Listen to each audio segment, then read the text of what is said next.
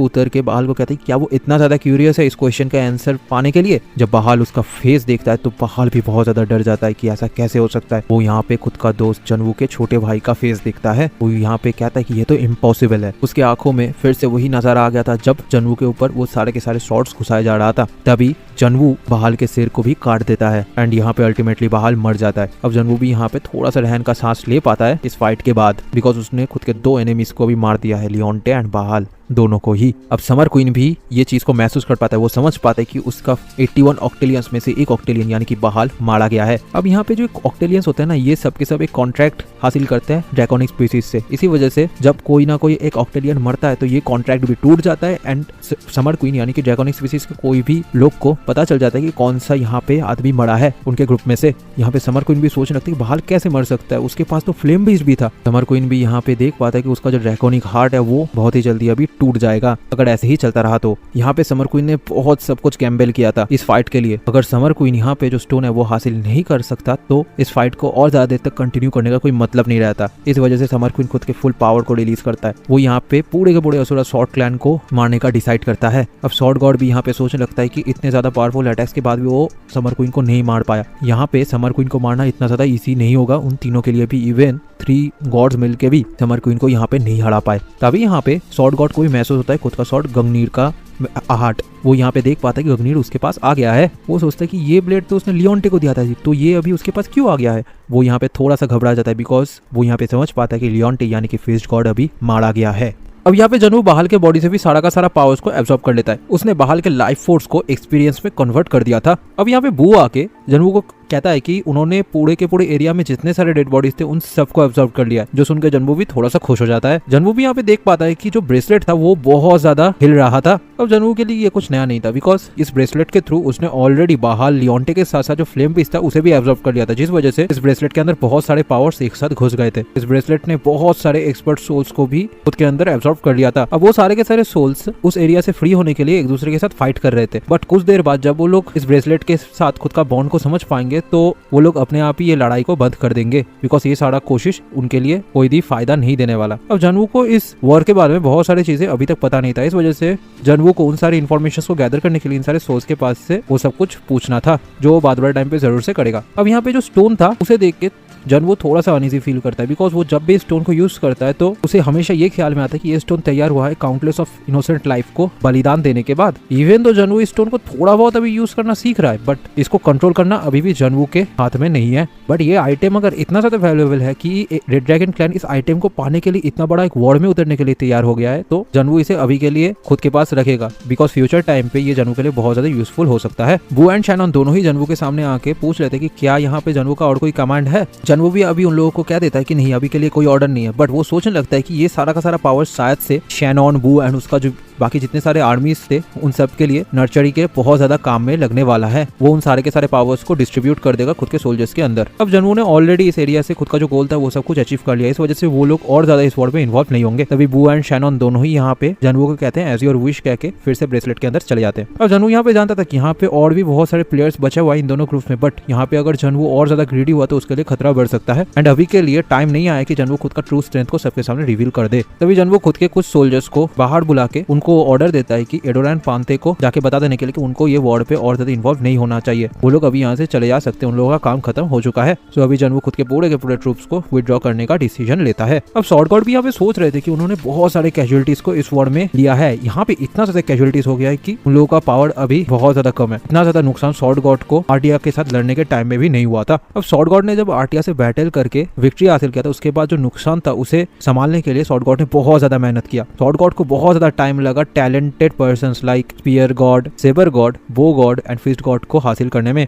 उसके बाद short God ने क्रिएट किया असुरा शॉर्ट क्लैन को। बट अभी के लिए ये जो अटैक आया रेड ड्रैगन क्लैन से, इसकी वजह से असुरा शॉर्ट क्लैन का जो हाफ ऑफ द पावर था वो सब कुछ मिट गया है एंड उसके साथ साथ जो इंटरनल एनर्जी था 4 लेजेंडरी बीस्ट का वो भी कहीं पे डिसअपियर हो गया है एंड उसके साथ साथ जो 2 मार्शल गॉड यानी कि fist god and sabre god थे दोनों ही मारे गए हैं। एंड यहाँ पे यही एनफ नहीं था, उसके साथ साथ शॉर्ट गॉड ये भी नहीं जानता कि जो स्टोन है वो कहाँ पे असलियत में है। वो समर क्वीन को यहाँ पे कहता है कि उसका जो ग्रीड है वो बहुत ज्यादा बढ़ गया है। तभी समर क्वीन खुद का फायर ब्रीदिंग अटैक को स्वॉर्ड गॉड के ऊपर करता है, बट यहाँ पे स्पीयर गॉड आके स्वॉर्ड गॉड को बचा लेता है उस अटैक से। और स्पीयर गॉड यहाँ पे स्वॉर्ड गॉड को पूछ लेता है कि उसे यहाँ पे थोड़ा सा चिंता हो रहा है, इवन दो ये चिंता बहुत ज्यादा यूजलेस है, बट स्वॉर्ड गॉड अभी जितना सारा मूव्स कर रहा है वो बहुत ज्यादा अनलाइकली है जो वो नॉर्मली करता है। वो वहाँ पे स्वॉर्ड गॉड को पूछ लेते क्या वो इतना ज्यादा टायर्ड हो चुका है फाइटिंग करते करते। तभी स्वॉर्ड गॉड यहाँ पे रिवील करके कहता है कि फिस्ट गॉड ऑलरेडी मर गए हैं, जो सुन के स्पीयर गॉड भी बहुत ज्यादा हैरान हो जाते हैं। वो स्पीयर गॉड को ये भी कहते हैं कि वो खुद का स्वॉर्ड गॉन्गनिम को अभी रिलीज करने वाला है। वो यहाँ पे spear god and bow God दोनों का ही असिस्ट मांगता है। तभी स्पीयर गॉड भी बो गॉड को ऑर्डर देता है स्वॉर्ड गॉड को असिस्ट करने के लिए। स्पीयर गॉड पहले से ही जानता था जो गवर्निंग स्वॉर्ड है उसे रिलीज करने में स्वॉर्ड गॉड को भी टाइम लगने वाला है, इसी वजह से वो एंड बो गॉड दोनों मिलके अभी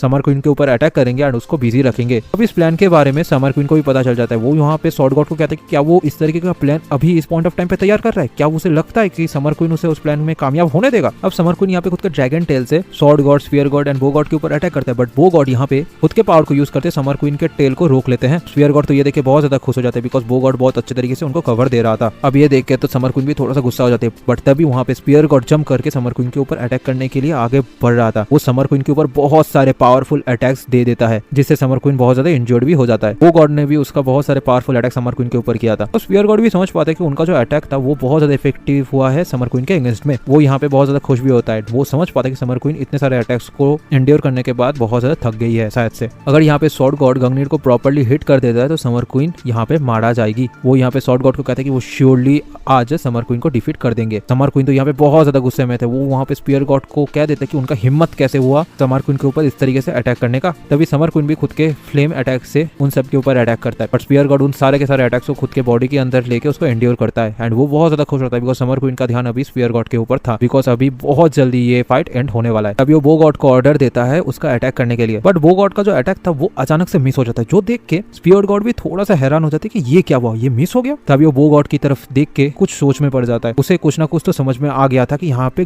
कुछ ना कुछ गड़बड़ चल रहा है। वो तभी स्वॉर्ड गॉड को वहां से भाग जाने के लिए कहता है, बट यहाँ पे स्वॉर्ड गॉड के ऊपर एक बहुत ज्यादा पावरफुल अटैक आके गिरता है। वहाँ पे बहुत बड़ा एक धमाका होता है स्वॉर्ड गॉड के ऊपर। अब स्वॉर्ड गॉड के ऊपर वो अटैक होने के बाद हम लोग देख पाते हैं कि स्वॉर्ड गॉड बहुत ज्यादा बुरी हालत में आ चुका है। उसका मास्क भी उतर चुका है एंड उसका लंबे लंबे काले बाल भी दिख रहा है एंड उसके मुंह एंड सारे बॉडी से खून भी निकल रहा है। वो यहाँ पे समझ पाता है कि उसका जो इंटरनल इंजरीज है वो बहुत ज्यादा सीरियस है एंड उसका जो मैजिक सर्किट है वो रिवर्स में काम कर रहा है। धीरे धीरे उसका पावर भी डिप्लीट होता जा रहा है। स्वॉर्ड गॉड ऐसा भी महसूस कर पाता है कि बहुत जल्दी उसका कॉन्शियसनेस जो है वो भी लूज हो जाएगा। अब स्वॉर्ड गॉड के अंदर एक डाउट पहले से ही था जो वो पजल बाय पजल मिलाते मिलाते समझ पाता है कि असलियत में यहाँ पे हुआ क्या है, क्यों अचानक से सिल्वर गॉड सडनली क्रेजी हो गया था स्वॉर्ड गॉड के सामने। एंड यहाँ पे यही सबसे बड़ा बात नहीं है, उसके साथ साथ पहले ही असुरा शॉर्ट क्लैन को रेड ड्रैगन क्लैन ने बहुत ज्यादा इजीली इन्फिल्ट्रेट कर लिया था, बट असुरा शॉर्ट क्लैन का जो सिक्योरिटी था वो तो बहुत ज्यादा टाइट था। एंड यहाँ पे ऐसा भी कैसे हो सकता है कि एक असुरा शॉर्ट क्लैन के मेन लीडर के रूम पे आके रेड ड्रैगन क्लैन खुद का कोई चीज जाके रख दे। एंड रेड ड्रैगन क्लैन के पास ये इन्फॉर्मेशन भी कैसे आया कि असुरा शॉर्ट क्लैन वो स्टोन को तैयार कर रहा है। स्वॉर्ड गॉड ये समझ पाते कि ये सारा का सारा प्लानिंग था बो गॉड का। बो गॉड ने यहाँ पे असुरा शॉर्ट क्लैन के साथ साथ स्वॉर्ड गॉड को भी बिट्रे किया था। स्वॉर्ड गॉड को अभी बो गॉड थोड़ा सा मजाक करते हुए पूछ रहे थे क्या उसका पावर अभी कमजोर हो चुका है, क्या उसका सेंसेस अभी चला गया है इस अटैक से। बो गॉड ये भी कहता है कि अगर वो उस अटैक को डॉज ना करता तो शायद से उसका ये स्टेट नहीं होता। वो अगर यहाँ पे उस अटैक को डॉज नहीं करता तो कंफर्टेबली उसे एक डेथ मिल जा सकता था। अभी के लिए उसका जो बॉडी है वो धीरे धीरे कमजोर होता रहेगा एंड वो धीरे धीरे मरेगा। अब स्पीयर गॉड तो ये सुन के बहुत ज्यादा गुस्सा हो जाता है। वो वहाँ पे बो गॉड के ऊपर अटैक करने का कोशिश करता है। वो वहाँ पे बो गॉड को चीखते हुए कहता है कि उसे मार डालेगा, उसने कैसे उनको बिट्रे किया। अब बो गॉड भी यहाँ पे उसे रिप्लाई देता है कि वो बहुत ज्यादा इमोशनल हो चुका है। यहाँ पे ये एक वॉर है एंड बो गॉड कुछ भी कर सकता है इस वॉर पे। अब यहाँ पे हम लोग देख पाते हैं कि स्पीयर गॉड समर क्वीन को छोड़ के बो गॉड के ऊपर अटैक करने के लिए आ गया था, जिसकी वजह से समर क्वीन को एक मौका मिल जाता है बो गॉड स्पीयर गॉड के ऊपर अटैक करने का। वो वहाँ पे स्पीयर गॉड को कहता भी है कि उस कैलिबर का एक वॉरियर कैसे समर क्वीन के ऊपर से नजर हटा के खुद के दूसरे ओपोनेंट के ऊपर अटैक कर सकता है। वो बहुत जोर से खुद के उसे स्पीयर गॉड के ऊपर एक जोरदार अटैक करता है। स्पीयर गॉड यहाँ पे बहुत ज्यादा इंजर्ड भी हो जाता है इस अटैक से। तो काउंटलेस असुरा शॉर्ट क्लैन के मेंबर्स बचे हुए थे अभी तक बैटल ग्राउंड पे, वो लोग तो ये साइड को बिलीव ही नहीं कर पाते। इवन उनके सामने एक अनबिलीवेबल पावर था जिसे हम लोग रेड ड्रैगन क्लैन के नाम से जानते हैं, बट फिर भी यहाँ पे जो 4 गॉड्स थे यानी कि sword god, fist god, sabre god, spear god and उसके साथ बोर्ड गॉड, उनके ही वजह से ये वॉर को वो लोग अभी तक लड़ते आए थे। वो सारे के सारे वॉरियर्स का फेथ इन सारे गॉड वॉरियर्स के ऊपर बहुत ज्यादा था। डिस्पाइट ऑल दोस फेट्स यहाँ पे उन लोगों को बिलीव ही नहीं हो रहा था कि बो गॉड ने उनको बिट्रे किया। एंड उनका बाकी जो 2 वॉरियर गॉड्स बचे हुए थे उनको भी बहुत सारे फेटल वुंड्स आ गया था एंड बहुत ज्यादा इंजर्ड भी वो लोग हो गए थे। तभी यहाँ पे समर क्वीन भी कह देता है कि ये बहुत ज्यादा टाइम लगा इस हालत में आने के लिए। बट आज से असुरा शॉर्ट क्लैन का एंड यहाँ पे होता है। तभी वो स्वॉर्ड गॉड के ऊपर एक फायर अटैक करता है, बट यहाँ पे वो अटैक स्वॉर्ड गॉड के ऊपर लग पाता उससे पहले स्पीयर गॉड अटैक के सामने आके उस अटैक को खुद के ऊपर ले लेता है। स्पीयर गॉड तब भी वहाँ पे स्वॉर्ड गॉड को पूछ लेता है कि क्या वो फेंट हो चुका है, क्या उसका ध्यान अभी बैटलफील्ड पे है। वो वहाँ पे स्वॉर्ड गॉड को थोड़ा सा हौसला रखने के लिए कहता है, बिकॉज ये जो असुरा शॉर्ट क्लैन है ये तो उसके ही इर्द गिर्द तैयार हुआ था, वो उनका लीडर था, जिनको फॉलो करना उनका मेन पर्पस था। सो यहाँ पे स्पीयर गॉड कभी भी स्वॉर्ड गॉड को मरने नहीं दे सकता। एंड यहाँ पे स्पीयर गॉड ये भी कह देते कि जब तक स्वॉर्ड गॉड बचा रहेगा तब तक असुरा शॉर्ट क्लैन भी बचा रहेगा। स्पीयर गॉड यहाँ पे खुद के बाकी जितने सारे सोल्जर्स थे उन सबको ऑर्डर देता है समर क्वीन को रोकने के लिए। कुछ भी हो जाए, अगर उनका जान भी चला जाए, उनको स्वॉर्ड गॉड को बचाना पड़ेगा। यहाँ पे बाकी जितने बचे कुचे असुरा शॉर्ट क्लैन के मेंबर्स थे वो भी रियलाइज कर पाते इस बात को। वो सब के सब खुद का फोकस समर क्वीन के ऊपर कर देते हैं एंड वो लोग दौड़ के जाने लगते हैं समर क्वीन की तरफ। उनके माइंड में सिर्फ और सिर्फ एक ही गोल था, उन लोगों को थोड़ा बहुत टाइम को बाई करना था जिससे spear god and sword god यहाँ से निकल पाए। एंड सिर्फ एक ही गोल की वजह से वो लोग खुद के जान को भी देने के लिए तैयार थे। यहाँ पे हम लोग समझ पाते कि स्पीयर गॉड स्वॉर्ड गॉड को कितना ज्यादा इज्जत करता था एंड उसका इतना ज्यादा ख्याल रखता था। एंड उसके साथ साथ असुरा शॉर्ट क्लैन के बाकी जितने बचे कुछ मेंबर थे वो लोग बहुत ज्यादा लॉयल थे खुद के असुरा शॉर्ट क्लैन के ऊपर। इस वजह से वो खुद के लीडर को बचाने के लिए खुद का जान तक देने के लिए तैयार थे। अब समर क्वीन तो ये देख के बहुत ज्यादा गुस्सा हो जाता है, उन सारे के सारे सोल्जर्स के ऊपर वो खुद के फायर अटैक से अटैक करने लगता है। यहाँ पे समर क्वीन का अटैक उन लोगों के ऊपर लगते ही वो सब के सब धूल में मिल जाते, बट फिर भी वो खुद का अटैक जारी रखते हैं, जैसे समर क्वीन का ध्यान हमेशा उनके ही तरफ रहे। अभी हम लोग यहाँ पे जनवू, पांते एंड एडोरा तीनों को ही देख पाते हैं। पांते यहाँ पे जनवू को पूछ रहे थे क्या उन लोग सही कर रहे हैं यहाँ पे। पांते यहाँ पे ये भी कहता है कि इवन दो वो लोग जनवू को फॉलो कर रहे हैं बट ये चीज को करने में उसे भी बहुत ज्यादा अनकंफर्टेबल फील हो रहा है। अब जनवू भी उसे समझाता है कि इन सब के बारे में उसे ज्यादा ध्यान देने का जरूरत नहीं है, बिकॉज रेड ड्रैगन क्लैन भी यहाँ पे खुश होंगे कि पांते एंड एडोरा ने उनका ग्रुप छोड़ दिया है इस वजह से, तो वो लोग अभी रिट्रीट करने वाले हैं। अब पांते को तो यहाँ पे कुछ भी समझ में नहीं आता, वो जनवू को पूछ रहे थे कि इसका मतलब क्या है। तभी यहाँ पे एडोरा पांते को पूछ रहे थे क्या उसे नहीं पता कि उनका ट्राइब अभी तक असुरा शॉर्ट क्लैन को हेल्प करने के लिए इस बैटलफील्ड पे नहीं आया, ऐसा क्यों है, उसे क्या कुछ भी समझ में नहीं आ रहा है। तो पांते को इस बारे में कुछ नहीं पता था, बिकॉज रेड ड्रैगन क्लैन ने शायद से असुरा शॉर्ट क्लैन के ऊपर बहुत ज्यादा सडनली अटैक किया है, बट इस अटैक के बारे में उनके ट्राइब को तो जरूर से पता रहना चाहिए। एंड यहाँ पे उनके पास बहुत सारे ऐसे क्रेजी पीपल्स हैं जो इस फाइट के बारे में पहले ही प्रेडिक्ट कर सकते हैं। तो एंड यहाँ पे कुछ ऐसे भी लोग हैं उनके ट्राइब में जो इस तरीके के बैटलफील्ड में उतरने के लिए हमेशा रेडी रहते हैं, बट फिर भी इतने कियोटिक सिचुएशन में उनका ट्राइब का कोई इन्वॉल्वमेंट नहीं रहा, ऐसा कैसे हो सकता है, उनका ट्राइब इतना ज्यादा क्वाइट कैसे रह सकता है। तभी एडोरा यहाँ पे पांते को समझाता है कि शायद से उनका जो फादर है मतलब नायू ये सोच लिए कि यहाँ पे अभी कोई पॉइंट नहीं बनता असुरा शॉर्ट क्लैन को हेल्प करने का इस वॉर पे,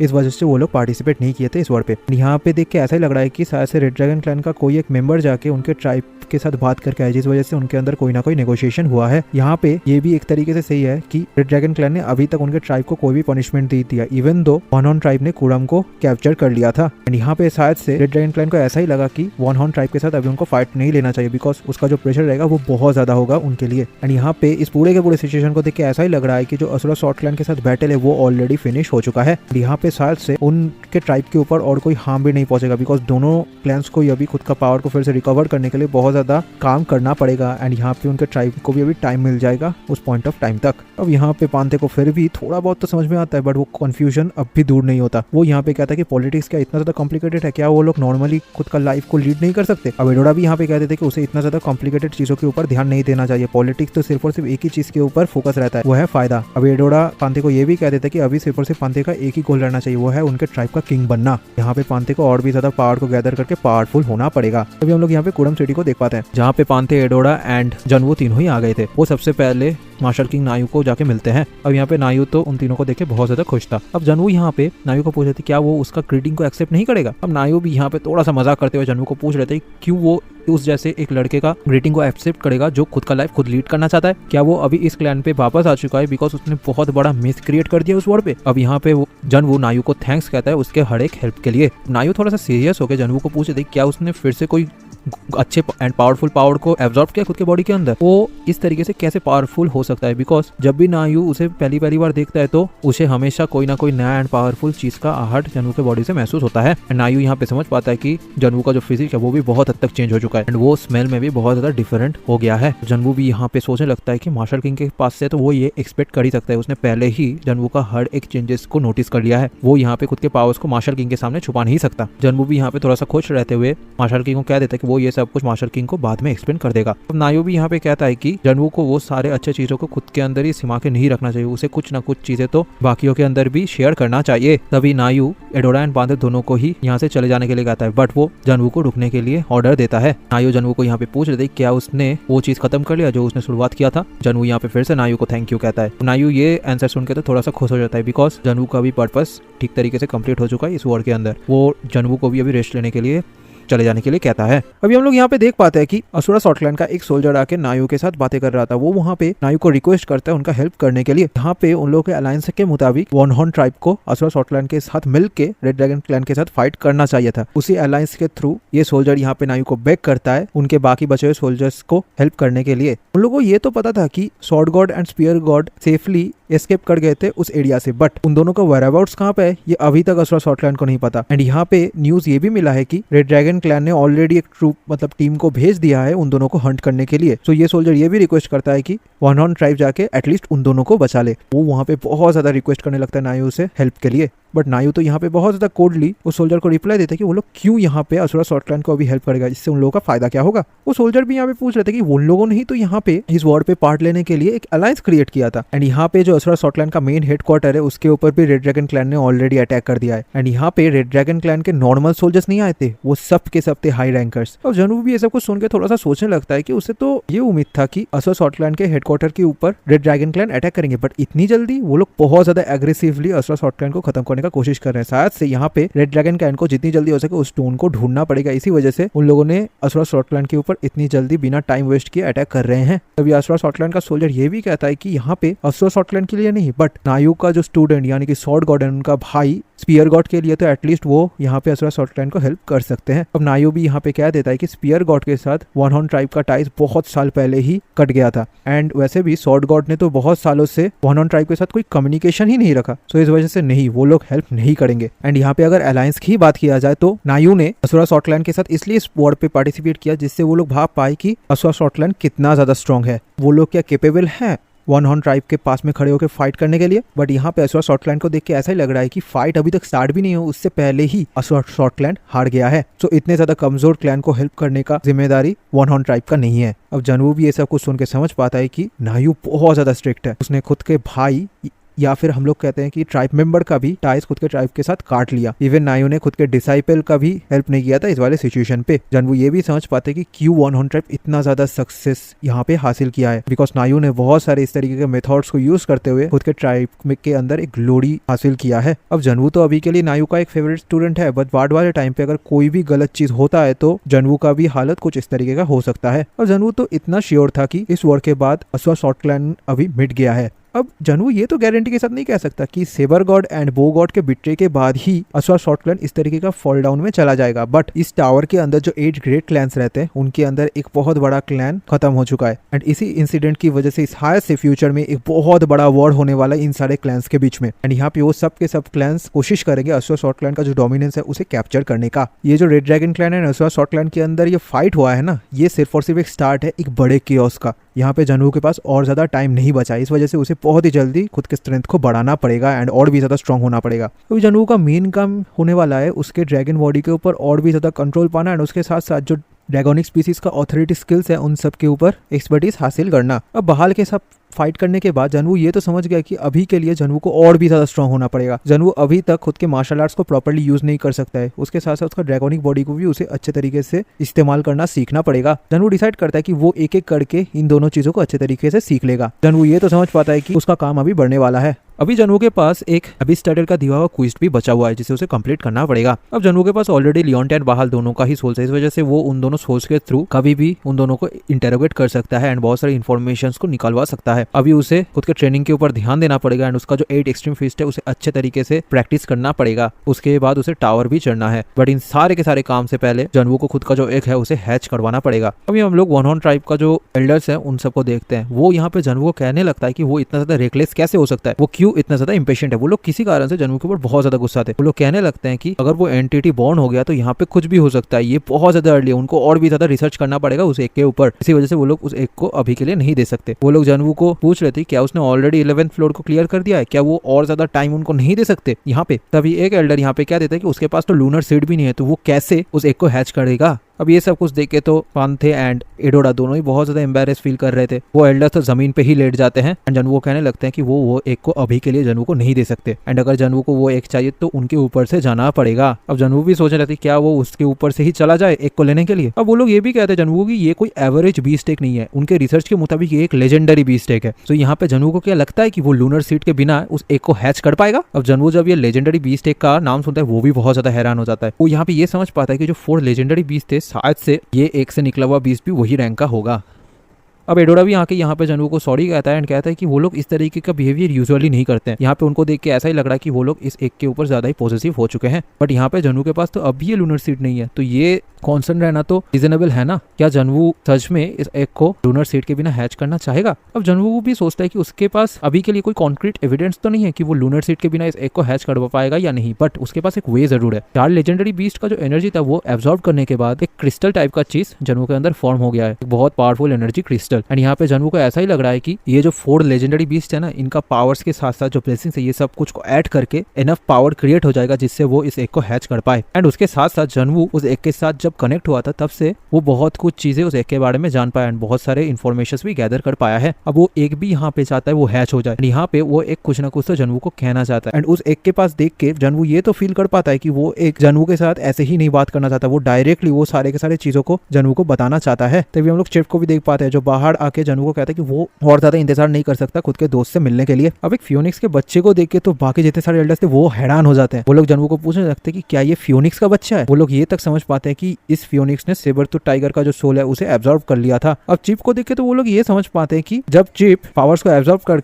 रहा था तब उसका इवॉल्व इस तरीके से होता था, मतलब लेजेंडरी बीस्ट पावर एब्जॉर्ब करने के बाद इवॉल्व भी हो सकते हैं। वो लोग समझ पाते हैं कि यहाँ पे बहुत सारी चीजें अब भी उन लोगों को पता नहीं है। जब वो लोग चिप को देखते हैं तो उन लोगों के होश ही उड़ जाता है, बिकॉज यहाँ पे उनके नॉलेज से पड़े था चिप। वो लोग सोचने लगते हैं कि चिप फ्यूचर में जब और ज्यादा इवॉल्व होगा तो वो कैसा दिखेगा। वो लोग खड़े खड़े चिप के ऊपर एक्सपेरिमेंट करना स्टार्ट कर देते हैं। अभी चिप यहाँ पे जनवू को कहता है कि ये जो लोग है ना ये सब के सब बहुत ज्यादा अनोइंग है, क्या चिप यहाँ पे इन सब के ऊपर खुद का पावर्स को यूज करके इन लोगों को हटा दे। अब जनवू भी यहाँ पे चिप को परमिशन दे देता है। हम लोग देख भी पाते कि चिप यहाँ पे खुद के पावर को यूज करते हुए जितने सारे एल्डर से सबको दूर भगा दिए थे, जो देख के तो एडोरा एंड पांथे और भी ज्यादा शर्मा जाते हैं। तभी जनवू उस रूम के अंदर आता है एंड सबसे बड़े एल्डर से जाके मिलता है, उनसे परमिशन मांगते क्या वो अंदर आ सकता है। तभी वो एल्डर भी खुद का काम रोक देते हैं। वो यहाँ पे जनवू कहते हैं कि बाहर में बहुत ज्यादा शोर हो रहा था, शायद से वो सब कुछ जनवू की वजह से हो रहा था यहाँ पे। वो एल्डर भी यहाँ पे कहते हैं कि वो इतने ज्यादा फोकस थे खुद के काम के ऊपर कि उन्होंने रियलाइज ही नहीं किया कि जनवू कब यहाँ पे आ गया है। जनवू को देख के ऐसा ही लग रहा है कि सारे के सारे एल्डर्स ने मिलकर जनवू को बहुत ज्यादा थका दिया है। वो एल्डर यहाँ पे जनवू को कहते हैं अंदर आने के लिए एंड वो ये भी कह देते हैं कि बाकी जितने सारे एल्डर्स हैं उन सब के साथ वो बाद वाले टाइम पे बात कर लेंगे। अब जनवू भी यहाँ पे कहता है कि ये सब कुछ ठीक है,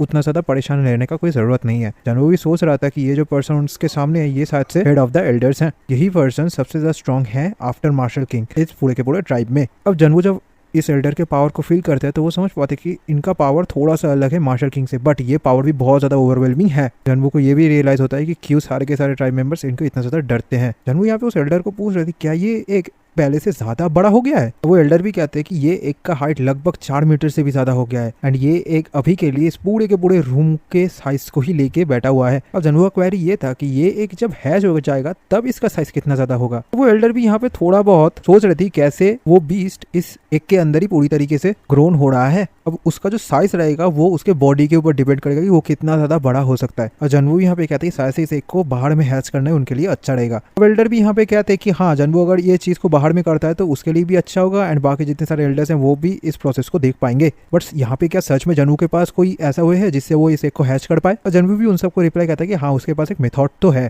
अब वो एल्डर भी कहते हैं कि अगर ऐसा ही है तो बहुत बढ़िया होगा, बट यहाँ पे सिर्फ और सिर्फ एक ही चीज से उनको भी वॉरी फील हो रहा है। अब जनवू भी पूछते क्यों। अब वो एल्डर भी यहाँ पे कहते हैं कि इतना ज्यादा रिसर्च उन लोगों ने किया है एंड इस एक का पावर्स एंड एट्रीब्यूट्स को देख के एल्डर्स तो समझ गए कि ये एक लेजेंडरी बीस्ट है, बट यहाँ पे शायद से एक ऐसा लेजेंडरी बीस्ट पैदा होने वाला है जिससे वो लोग पहले कभी नहीं देखे हैं। यही एक रीजन है जिस वजह से ये सब के सब एल्डर्स इस एक को हैच करने के लिए जनवू को मना कर रहे थे। ये एक शायद से कंप्लीटली फॉर्म्ड हो चुका है बट ये रेडी नहीं है अभी तक। इवन तो इस एक से एक हाई पावर को महसूस वो लोग कर सकते हैं बट कुछ भी एंटिसिपेट करना यहाँ पे पॉसिबल नहीं है, बिकॉज इस एक के अंदर बहुत सारे एंटी मैजिक पावर्स भी है। अभी एंटी मैजिक सुनकर तो जनवू भी थोड़ा सा हैरान हो जाता है। जब भी ये एल्डर्स मिलके पूरे के पूरे चीज को कंफर्म करने का कोशिश करते हैं, तभी उनका जो पावर्स है वो सब कुछ बाउंस बैक हो जाता है इस एंटी मैजिक की वजह से। और जनवू भी यहाँ पे समझ पाता है कि इस वजह से उसका एट्रीब्यूट्स को ठीक तरीके से वो लोग भी डिटरमाइन नहीं कर पाए हैं। अब यहाँ पे वो लोग ये तो श्योर थे कि ये एक लेजेंडरी बीस्ट एग है, बट इसके एट्रीब्यूट को डिटरमाइन कर ना पाना शायद से यही रीजन है। बट जनवू यहाँ पे इतना तो श्योर है कि ये एक ऑलरेडी रेडी हो चुका है हैच होने के लिए। इस एक के अंदर जो लेजेंडरी बीस्ट है वो रो रहा है इस एक से बाहर निकलने के लिए। अब वो एल्डर भी यहाँ पे जनवू को कहता है कि उसके रिएक्शन को देख के ऐसा ही लग रहा है कि जनवू खुद के डिसीजन को बना चुका है। यहाँ पे एल्डर कुछ भी कहे वो सब कुछ यूजलेस होगा जनवू के लिए। तभी यहाँ पे एल्डर जनवू के हाथ में कुछ देता है। जनवू उस चीज को देख के समझ पाता है कि यही असलियत पे लूनर सीड है। अब यहाँ पे जब जनवू एल्डर को सरप्राइज लुक देता है तो एल्डर भी पूछ रहे थे कि इस तरीके से हैरान होने का क्या रीजन है, बिकॉज पांथिया एंड एडोरा दोनों ही तो इस ट्राइब के एक बहुत बड़े एंड पावरफुल मेंबर्स हैं। एंड यहाँ पे पांथिया एंड एडोरा रॉयल फैमिली के मेंबर्स भी हैं। इस वजह से जनवू ने खुद की क्वेस्ट को भी फेल नहीं किया, तो ये रिवॉर्ड तो जनवू को देना बनता है। एंड यहाँ पे एल्डर ये भी कहते हैं कि इस लूनर सीड को एज ए गिफ्ट की तरह जनवू एक्सेप्ट कर ले। जो एल्डर है वो भी एक स्कॉलर है, इस वजह से वो भी देखना चाहते हैं कि इस एक से कौन सा लेजेंडरी बीस्ट हैच होने वाला है। अब जनवू भी यहाँ पे उनको थैंक यू कहता है। अब वो एल्डर भी यहाँ पे जनवू को जल्दी से जल्दी इस एक को हैच करने के लिए कहते हैं, बिकॉज उनका भी रहन सहन नहीं रहा था। वो भी देखना चाहते थे कि इस एक से कौन सा लेजेंडरी बीस्ट बाहर निकलेगा। एंड यहाँ पे जनवू के पास एक बहुत बड़ा ऑडियंस है, इस वजह से जनवू को जल्दी से जल्दी इस एक को हैच करना चाहिए। अभी हम लोग नायू को भी देख पाते हैं जो उस ग्राउंड पे आ गया था। वो यहाँ पे जनवू को पूछ रहे थे क्या उसने अभी तक इस एक को हैच नहीं किया है। तो मार्शल किंग को देख के जनवू भी थोड़ा सा हैरान हो जाता है। मार्शल किंग भी यहाँ पे जनवू को पूछ रहे थे वो कौन से स्ट्रॉन्ग बीस्ट को यहाँ से निकलते हुए देखना चाहता है, बिकॉज ये एक तो ऑलरेडी बहुत ज्यादा पावरफुल दिख रहा है। यहाँ पे जनवू को ये होप करना चाहिए इससे एक बहुत ज्यादा पावरफुल लेजेंडरी बीस्ट है, बिकॉज इतने सारे लोग ये सब कुछ देख रहे हैं, वो सबके सबका इंटरप्रिटेशन यही है। अब जनवू मार्शल किंग को कहता है कि उसने परफेक्ट टाइम पे यहाँ पे आया है। तभी जनवू जो प्रोसेस है उसे स्टार्ट करता है। अभी जनवू जो 4 लेजेंडरी बीस्ट था उन सबका पावर्स को इस लेजेंडरी एक के अंदर देना स्टार्ट कर देता है एंड ये प्रोसेस स्टार्ट होता है। तो जनवू इस प्रोसेस को स्टार्ट करता है तो वो समझ पाते हैं कि ये एग से जो लेजेंडरी बीस्ट हैच हो रहा है वो सिर्फ और सिर्फ हैच ही नहीं हो रहा है, उससे साथ साथ रिवाइव भी हो रहा है। अब यहाँ पे जनवू 4 लेजेंडरी बीस्ट के पावर्स के साथ साथ लूनर सीड को भी कंबाइन कर देता है। उसके साथ साथ जो मिथिकल ड्रैगन का कोड उसे लियोंटे के पास से मिला था वो भी कंबाइन कर देता है। अब जनवू को पता था कि यहाँ पे मिथिकल ड्रैगन का कोड ज्यादा पावर नहीं बचा है, बिकॉज लियोंटे ने उसे लगभग यूज ही कर लिया था। बट यहाँ पे थैंकफुली जो एक्चुअल कोड था वो अभी तक रिमेन था, सो यहाँ पे इतना कोड एनफ रहेगा। अब इन सारे के सारे चीजों को कंबाइन करने के बाद वो उसको एक के अंदर डाल देता है एंड उसे अवेकन करता है। तभी उस एक के अंदर से भी दराड़े पड़ना स्टार्ट हो जाता है एंड उस एक से एक सर्पेंट टाइप ड्रैगन निकलता है जिसके आसपास बहुत ज्यादा डार्क टाइप का पावर्स रिलीज हो रहा था। वो ड्रैगन जागते ही जनवू को कहता है कि वो बहुत देर से उसका वेट कर रहा था यहाँ पे, बिकॉज वो ड्रैगन चाहता था फिर से उसका नाम सुनना खुद के मास्टर के मुंह से। पांते तो यहाँ पे हैरान होकर सोचने लगते हैं क्या जनवू के पास एक मिथिकल ड्रैगन आ चुका है, बट ये ड्रैगन का जो इमेज है ये बहुत ज्यादा डिफरेंट है देखने में। अभी एडोरा को वही पूछने लगता है। अब एडोरा भी यहाँ पे कहती है कि हाँ सच में ये एक मिथिकल ड्रैगन ही है, बट इस ड्रैगन का जो फिजिकल बॉडी है ये बहुत हद तक अकेशिया स्नेक से रिजेंबल करता है, बट जो प्रेजेंस है ये बहुत अलग है अकेशिया स्नेक से। बट ये ड्रैगन को महसूस करते हुए वो लोग ये भी समझ पाते हैं कि ये कम्प्लीटली डिफरेंट है जितने सारे पहले मिथिकल ड्रैगन आया था उन सबसे। इस ड्रैगन का जो एट्रीब्यूट था वो था डिमोनिक एनर्जी का। पांते भी यहाँ पे हैरान होके एडोरा को पूछने लगती है क्या एक मिथिकल ड्रैगन डिमोनिक एनर्जी को भी कैरी कर सकते इन सारे केसेस में। अब एडोरा भी यहाँ पे इस बारे में श्योर नहीं था, बिकॉज उसने भी कभी पहले इस बारे में नहीं सुनी थी। अब एडोरा यहाँ पे उस ड्रैगन को थोड़ा बहुत और देख के समझ पाता है कि जो 4 लेजेंडरी 4 बीस्ट के पावर्स हैं वो इससे पहले कभी भी कॉम्बाइन नहीं होते थे, बट ड्रैगन के बॉडी के अंदर डिमोनिक एनर्जी के साथ वो स्मूथली सर्कुलेट हो रहा था। ये कैसे पॉसिबल है ये एडोरा को अभी तक पता नहीं चला। तभी जो हेड एल्डर है वो भी यहाँ पे कहने लगते हैं कि एक मिथिकल ड्रैगन बीस्ट उसके साथ साथ उसके अंदर डिमोनिक एट्रीब्यूट्स भी है। तभी एल्डर यहाँ पे ये भी कह देते हैं कि इस बीस्ट को मिथिकल बीस्ट के टाइटल में ना कह के इसे एक मैजिकल बीस्ट कहना चाहिए। इस तरीके का एक बीस्ट पहले कभी भी बॉर्न नहीं हुआ था इस पूरे के पूरे वर्ल्ड पे। इस ड्रैगन को देखे तो ऐसा ही लग रहा है कि टावर पे फिर से केओस तैयार होने वाला है, बिकॉज इस टावर पे पहले बार एक डिमोनिक ड्रैगन एंटर करने वाला है। अब वो ड्रैगन भी यहाँ पे जनवू को कहता है कि उसने बहुत सालों से जनवू के लिए वेट किया है। ये ड्रैगन ने खुद के फिजिकल बॉडी को एक बहुत ज्यादा डार्क प्लेस में कैप्चर करके रख दिया था एंड वेट कर रहा था जनवू के वापस आने का। अब जनवू ये सब बातें सुनने के बाद समझ पाता है कि ये जो ड्रैगन है ये असलियत पे उसके छोटे भाई का मिथिकल ड्रैगन है। वो ड्रैगन यहाँ पे जनवू को पूछ लेता है कि इतने सालों के बाद मिलके भी वो क्यों कुछ नहीं कह रहा है उसे। अगर वो खुद के ओल्ड सेल्फ पे रहता तो अब तक तो ड्रैगन को देख के वो बहुत इधर उधर जंप करने लग जाता, तो अभी वो इतना ज्यादा चेंज क्यों हो गया है। बट यहाँ पे उसने जितने सारे चीजों को फेस थ्रू किया था उस टाइम पे उसे देख के ऐसा ही लग रहा है कि उसका एटीट्यूड बहुत ज्यादा चेंज हो चुका है एंड ये होना भी चाहिए। तो जानवू उस ड्रैगन को सॉरी कहता है एंड वो ये रिवील करके कहता है कि ड्रैगन जिस पर्सन को सोच रहा है जानवू वो नहीं है। अब यहाँ पे ड्रैगन भी थोड़ा सा कंफ्यूज होकर जानवू को पूछते तो वो कौन है। तभी जानवू यहाँ पे नायू को मास्टर कह के पुकारता है एंड उसे ये भी कहता है कि वो ड्रैगन के साथ कुछ प्राइवेटली बात करना चाहता है, इस वजह से क्या वो इस एरिया से जा सकता है। वो सिर्फ और सिर्फ कुछ मोमेंट के लिए यहाँ से जाएगा। अब नायू भी यहाँ पे सिर हिलाते हुए हाँ कह देता है। तो यहाँ पे जनवू भी उसे थैंक्स कहते हैं। फिर वो ड्रैगन एंड जनवू मिलके उस एरिया से चले जाता है। अब वो एल्डर्स तो यहाँ पे रिसर्च कर रहे थे उस ड्रैगन के ऊपर। जब वो ड्रैगन वहां से चले जाने लगता है तो वो कहता है मत जाने के लिए, बिकॉज उन लोगों का जो ड्राइंग था वो कंप्लीटली तैयार भी नहीं हुआ था एंड उनका रिसर्च अभी अधूरा था इस ड्रैगन के ऊपर। उनको और थोड़ा टाइम चाहिए था इस ड्रैगन को फुल्ली समझने के लिए। वो उस ड्रैगन को लौट आने के लिए कहता है। अब यहाँ पे नायु भी थोड़ा सा खुद के दिमाग में सोचने लगता है जनवू के पास एक मिथिकल ड्रैगन भी आ चुका है, उसके साथ साथ उस ड्रैगन के अंदर डिमोनिक एनर्जी भी है। अब ये जो डिमोनिक एनर्जी है ये एक टाइप का चीट लाइक पावर है इस टावर के अंदर। इसे थोड़ा बहुत पॉइजनस पावर्स के साथ भी हम लोग कंपेयर कर सकते हैं, बट इसको आर्टिफिशियली तैयार नहीं किया जा सकता। ये ऐसा एक टाइप का पावर है जिसे 98th फ्लोर्स के जो डीमंस है वो सब यूज करते हैं। अब ये जो डिमोनिक एनर्जी है ये यूजर का माइंड को बहुत ज्यादा करप्ट कर देता है, जिस वजह से उसका सोच बहुत ज्यादा विशियस हो जाता है। ये जो पावर है ना ये बहुत ज्यादा डेंजरस, एग्रेसिव एंड बहुत ज्यादा पावरफुल एक पावर है। यहाँ पे जो 8 क्लैंस है उनके अंदर जो डेविल आर्मी है उनके अंदर भी बहुत सारे लोग इस पावर को अचीव करने के लिए बहुत ज्यादा कोशिश करते हैं। अब ये जो मिथिकल ड्रैगन है ना ये ओरिजिनली सबसे ज्यादा स्ट्रॉन्गेस्ट मिथिकल बीस्ट के अंदर माना जाता है। इसका एट्रीब्यूट्स बाकी जितने सारे मिथिकल बीस्ट है उन सबसे बहुत ज्यादा होता है। ये मिथिकल ड्रैगन्स खुद के एग्जिस्टेंस को मैनिपुलेट भी कर सकते हैं, खुद के साइज को छोटा बड़ा या फिर कोई भी रूप में जा सकते हैं एंड वो खुद के मास्टर को खुद के आखिरी दम तक फॉलो भी करते हैं। बट एक डिमोनिक ड्रैगन क्या करेगा ये नायु को भी नहीं पता है। वो भी ये सब कुछ सोचते सोचते उस एरिया से चला जाता है। तब ये डिमोनिक ड्रैगन यहाँ पे जनवू के साथ बातें करने लगता है कि क्यों वो इस तरीके का स्ट्रेंज बातें कर रहा है। क्या पास्ट में जो इंसिडेंट हुआ था उस वजह से उसने खुद के मेमोरीज को लॉस कर दिया है। अब ड्रैगन को पता था कि जनवू के छोटे भाई ने उसे कहा था जो कनेक्शन है उसे कट कर देने के लिए एंड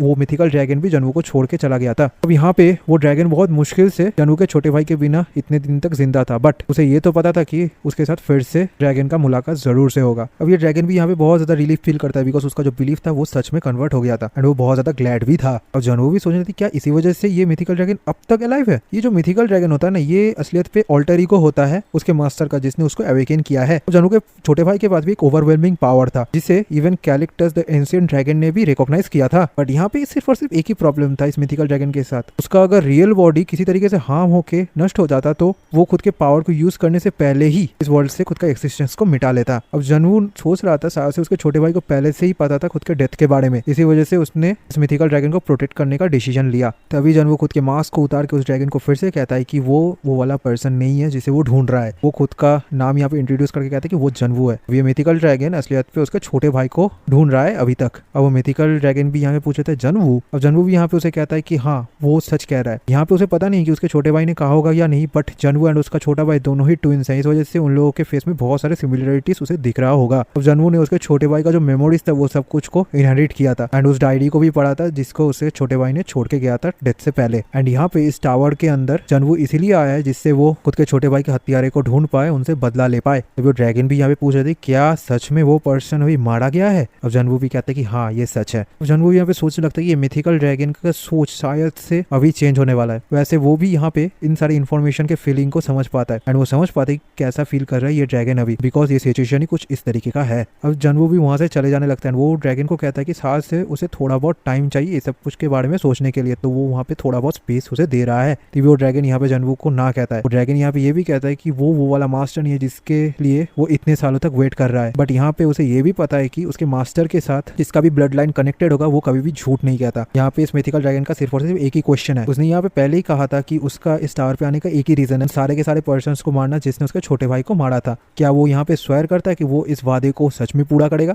अब जनवू भी यहाँ पे कॉन्फिडेंटली उस ड्रैगन को कहता है कि हाँ वो इस बारे में श्योर है। और जनवू यहाँ पे ये भी कहता है कि उसका रिवेंज अगर खत्म हो जाता है तो उसके बाद जनवू इस पूरे के पूरे टावर को डिस्ट्रॉय कर देगा, जिससे उसका एंगर थोड़ा सा यहाँ पे कम सकता है। अब ये सुन के तो वो ड्रैगन भी हंसने लगता है। वो वहाँ पे जनवू को कहता है कि वो उसका जो सोच है वो बहुत ज्यादा क्रेजी है, बट यहाँ पे इस तरह का क्रेजी सोच रखना जरूरी है बिकॉज वो उस ड्रैगन का अल्टीमेटली मास्टर ही तो है। यहाँ पे अगर वो ड्रैगन जनवू को फॉलो करेगा तो शायद से ये एम्बिशन भी पूरा हो सकता है, इसीलिए वो जनवू को खुद का नया मास्टर बनाता है। वो वहाँ पे जनवू को कह देता है कि वो यहाँ पे विश करता है जनवू को फॉलो करने के लिए। क्या वो इस चीज को एक्सेप्ट करता है। और जनवू भी यहाँ पे खुश होते हैं, कहता है कि ऑफ कोर्स वो एक्सेप्ट करता है। तभी यहाँ पे एक कॉन्ट्रैक्ट टाइप का तैयार होता है एंड वो ड्रैगन यहाँ पे जनवू को एक नया नाम देने के लिए कहता है बिकॉज वो ड्रैगन फिर से रिबॉर्न हुआ है एंड उसका भी एक नया गोल है यहाँ पे, इसी वजह से उसे एक नया नाम चाहिए उन सारे गोल्स को पूरा करने के लिए एंड जनवू के साथ बाइंड होने के लिए। अभी जनवू डायरेक्टली वन ऑन ट्राइब का जो लाइब्रेरी था वहाँ पे चला जाता है एंड वहाँ पे उसका मुलाकात एडोरा के साथ होता है। एडोरा यहाँ पे जनवू को पूछ रही थी कि कि उसने तो बहुत जल्दी वहां से आ गया, अभी वो डिमोनिक ड्रैगन कहाँ पे है। तो जनवू भी यहाँ पे कहता है कि उसका ड्रैगन ने अभी कह दिया है कि उसे थोड़ा बहुत रेस्ट का जरूरत है,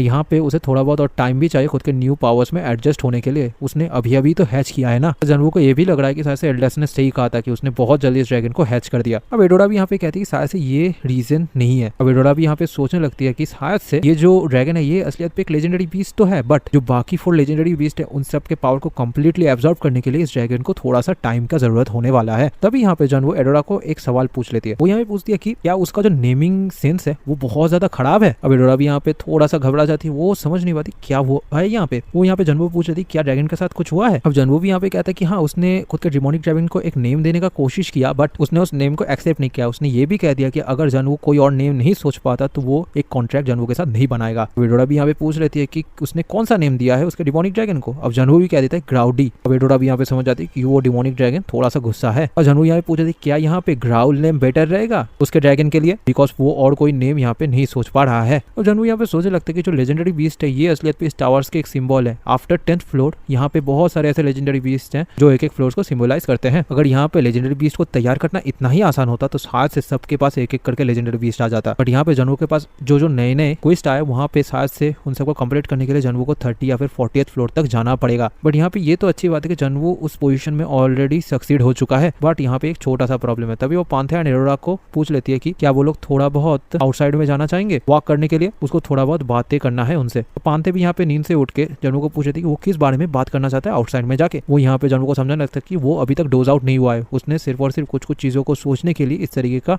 नींद के स्टेट में चला गया है। अब यहाँ पे एडोरा भी कह देती है कि उसे अभी तक कोई अच्छा मेथड नहीं मिला जिससे वो खुद के डिमोनिक ड्रैगन को नेम दे सके। अब जनवू भी यहाँ पे कहता है कि नहीं ये कुछ और चीज के लिए है। तभी वो तीनों बाहर चले जाते हैं। एडोरा यहाँ पे पूछ रही थी कि वो यहाँ पे कौन से चीज के बारे में बातें करने वाला है। अब एडोरा भी यहाँ पे क्या देती क्या यहाँ पे जनवू को कोई प्रोसेस मिल चुका है जिसके थ्रू एडोरा एंड पांथे के पास जो मिथिकल बीस्ट रहेगा उसे वो लेजेंडरी बीस्ट में कन्वर्ट कर पाए। अब जनवू भी यहाँ पे कहते हैं कि हाँ शायद से वो ऐसा ही कुछ करने वाला है, बिकॉज जो यहाँ पे मिथिकल बीस्ट हैच होगा वो शायद से लेजेंडरी बीस्ट में कन्वर्ट हो सकता है अगर उनका ड्रीम्स वो ठीक तरीके से एब्जॉर्व करे तो ये तरीके का बीस्ट शायद से ये पोटेंशियल तो रख ही सकते हैं। एंड अगर यहाँ पे जनवू उन 4 लेजेंडरी बीस्ट के पावर्स को शेयर करता है पांथे एंड एडोरा के साथ तो शायद से उनका बीस्ट भी लेजेंडरी बीस्ट में कन्वर्ट हो सकता है। अब पांथे तो यहाँ पे कहता है कि ऑफ कोर्स ये बहुत हेल्पफुल रहेगा उनके लिए, बट क्या यहाँ पे ये सही रहेगा, बिकॉज जनवू तो 4 लेजेंडरी बीस्ट का जो रेयर पावर है उसे शेयर कर रहा है पांथे एंड एडोरा के साथ। तो जनवू भी कहता है कि ये छोटा सा अमाउंट है, सो यहाँ पे कोई प्रॉब्लम नहीं होने वाला।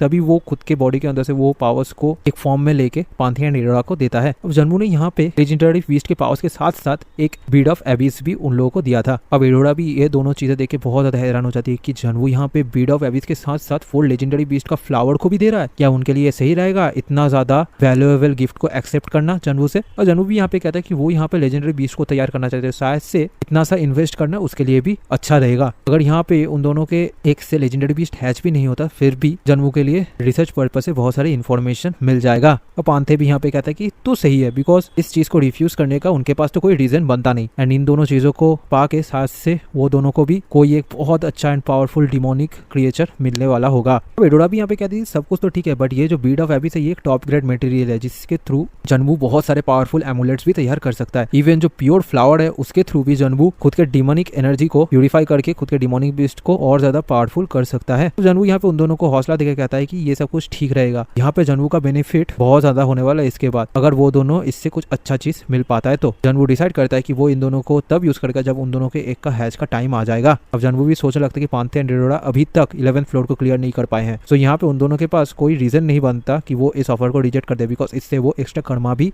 अचीव कर सकते हैं। यहाँ पे वैसे भी इस बीट का उतना ज्यादा कोई यूज नहीं होने वाला, बिकॉज जनवू ने ऑलरेडी 4 लेजेंडरी बीस्ट का जो पावर था उसे एब्जॉर्ब कर लिया था। यहाँ पे इस बीट के थ्रू एक एमुलेट बनाना भी गलत नहीं होगा। एंड यहाँ पे ये सेम चीज अप्लाई होता है प्योर फ्लावर के ऊपर भी, बिकॉज वो प्योर फ्लावर को यूज करते हुए खुद के 2 लेजेंडरी बीस्ट यानी कि चिड़पी एंड मिथिकल ड्रैगन का पावर्स को और ज्यादा बढ़ा सकता है। बट यहाँ पे अगर वो और ज्यादा उनको देता रहा तो साथ से ये बैकफायर भी हो सकते हैं उसके ऊपर। जनवू यहाँ पे उन दोनों को कहता है कि जो 4 लेजेंडरी बीस्ट 11th फ्लोर को गार्ड करते थे वो चारों के चारों ही अभी मारे गए हैं। यहाँ पे साथ से बहुत ज्यादा टाइम लगने वाला है उन चारों को रिजरेक्ट होने में। इसी वजह से उस टाइम के अंदर जो 11th फ्लोर का लाइफ सर्कल है वो बहुत बड़े मेस क्रिएट हो सकता है, बिकॉज वो उस फ्लोर के पिलर्स थे। अगर यहाँ पे उन दोनों का मिथिकल बीस्ट भी एक लेजेंडरी बीस्ट में कन्वर्ट हो जाता है तो यहाँ पे जनवू सोच रहा है कि उस बीस्ट को भी वो उन चारों लेजेंडरी बीस्ट का पोजीशन दे देगा। एंड अगर ये सच में हो जाता है तो जनवू एंड उन तीनों के पास 11th फ्लोर का हर एक चीज